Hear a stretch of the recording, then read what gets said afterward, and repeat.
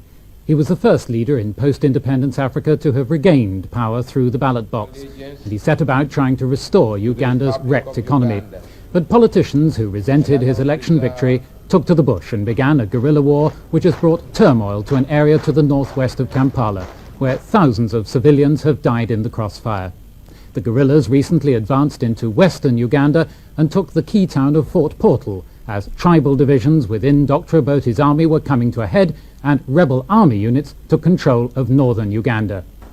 It was the rebel soldiers, rather than the guerrillas, who forced Dr. Obote out, and it was significant that their first pledge was to fight the tribalism that has long been a source of friction in Ugandan politics.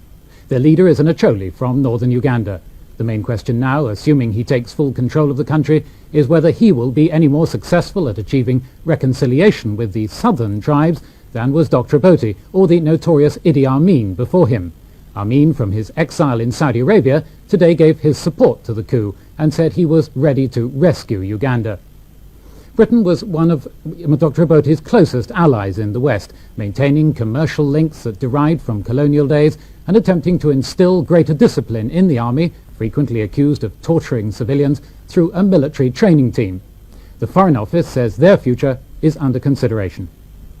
A former president of Uganda, Godfrey Binaisa, has been celebrating the government's downfall in exile in London. He was once Attorney General in Dr. Obote's government in the 1960s. He gave his reaction to the coup to Kim Riley. I'm very delighted because Dr. Obote has been sitting there as a tribal warlord, presiding over an army which is virtually a tribal army. Have you been in touch with the man who led the military coup, Brigadier Okello? I'm trying to, but I'm going to send my congratulations to him tonight. And I'm very, very delighted that he's taken over because I have a lot of confidence in him. He's a Christian, he's a good man, he's a well-trained officer, and so on. And he's not tribal.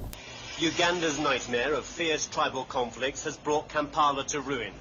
A bloodless coup, although an unknown number of people died in fighting or were murdered later, has put an end to Obote's rule. Obote left Uganda in tatters, taking millions in currency from the city's central bank before fleeing the country. A legacy that will be long remembered, for his face will appear on banknotes for years to come.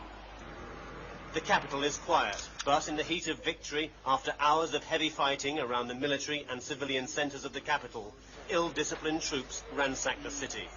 Not a single shop escaped 3 days of looting. Shelves were stripped bare, and businesses run by Obote supporters put to the torch. The evil of an ill-disciplined army has ceased, but in the early days of a new regime, no one's sure of lasting peace. A dusk to dawn curfew empties the streets. Very few dare break it. The army is in supreme control of the capital, and a very much more relaxed atmosphere has returned, although there's heavy armaments around the main military headquarters. People are moving about freely, and we found no hostility from the Ugandan troops. In fact, it's been quite the reverse. At military council headquarters, they're still trying to bring divided factions into an interim government. The man who spearheaded the coup, Brigadier Basilio Okello, and his chief of staff, returned pledging a new start for the country. We want unity because so long we have been suffered enough. We already learned from that. We appeal to all Ugandans to come to forget the past and come to develop Uganda in peace. The military council wants Obote returned from wherever he may be. As far as we are concerned, we want him to be brought back as soon as possible, and of course he will face the law of the country. Whatever criminal charges, whatever offences he has committed, that will be according to the law of the country. The new head of state is General Tito Okello. After attending Mass, he's a devout Roman Catholic. The General welcomed us to Kampala, saying that we could see for ourselves that stability is returning. But the General himself goes nowhere without a heavily armed guard that never leaves his side.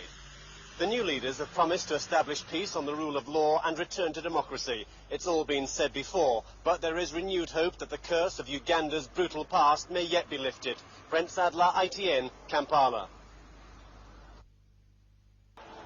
Even as the new rulers were promising to stop the bloodletting, Kampala is talking of unconfirmed reports of a massacre and mutilations in the north of the country. The generals say more than 100 people, including women and many children, were attacked by fleeing Obote soldiers. One general said the massacre was slaughter of the innocents. They have been killed them, and some of them have been wounded, some of them been pulled their eyes out, some of them have cut their breast. Meanwhile, as the military council seeks a political solution, the view of Western observers is that Uganda's top men are the same old team in new colours. The Prime Minister, Paul Mwanga, was Obote's vice president. There have been 2 attempts on his life since the coup, but he has so far refused to comment. 2 generals are the real power base here. They're both called Okello, but are unrelated. They are 2 old war horses, now trying to mop up the blood that stained Uganda for 5 years. Troops which overran the city and have settled into the capital's top hotel guard their generals.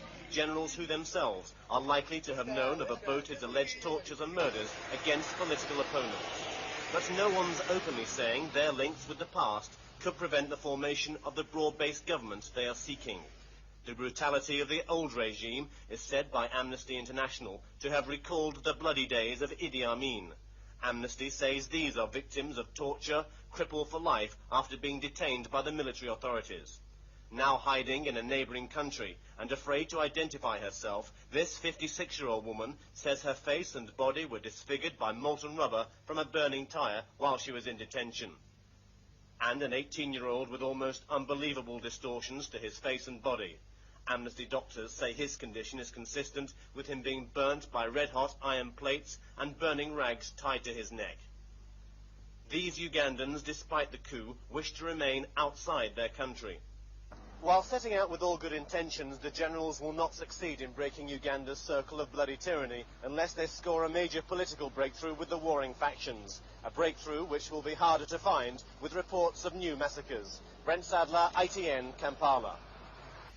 Growing evidence of the tribal bloodbath that raged in the dying hours of the old regime is coming to light slowly. The bloodletting went on between the winning and losing soldiers of Uganda's divided army. At Obote's armory, the ex-president's guard is said to have been executed because they were tribal adversaries. Inside this galvanized shed, we found the blood of many people covering the floor. They say 40 were murdered here. It was probably fewer, but no doubt that the metal structure was sprayed with automatic fire. Cattle trucks were first to bring their human cargoes to scenes of jubilation in Kampala. These were Uganda's voices of discontent and opposition to the old Obote regime. Voices silenced in jail.